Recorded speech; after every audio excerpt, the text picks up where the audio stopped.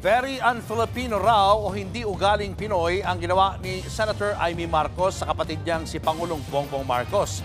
Suspetsya ng ilan, nililihis lang ng senadora ang issue. Nasa frontline ng balitang yan si Mean Los Baños. Sa Pilipino, naawa ako sa kanya.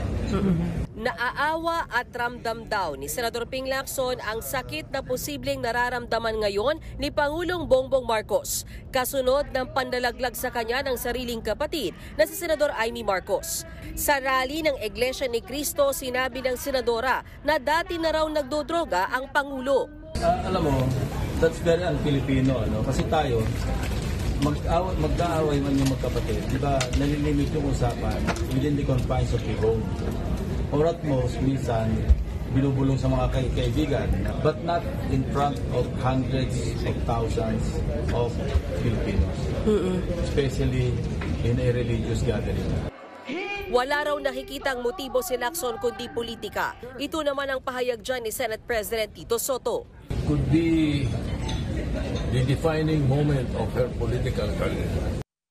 Sabi naman ni Davao City 1st District Representative Paulo Duterte, kung totoo ang sinasabi ni Senator Amy, kailangan malinawan ng taong bayan. Lalo raw tumindi ang kanilang panawagan na magpa-drug test ang lahat ng opisyal ng gobyerno. Ang Akbayan Party List naman gusto nang ipasa ang Anti-Political Dynasty Bill. Yung mga usaping pampamilya raw ay hindi dapat nakakaapekto sa bayan.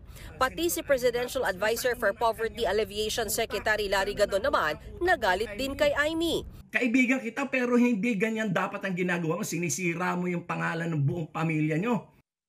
Ipinagtanggol din ni Gadon ang First Lady na inakusahang nagdodroga umano. Wala sa posisyon si Pangulong Bongbong Marcos. Noong pinakasalan siya, nilalait pa niya. Panlalait pa yung ginagawa ni Senator Amy Marcos. Nasaan naman ang kanyang utak? Sana napunta ang utak mo, Amy?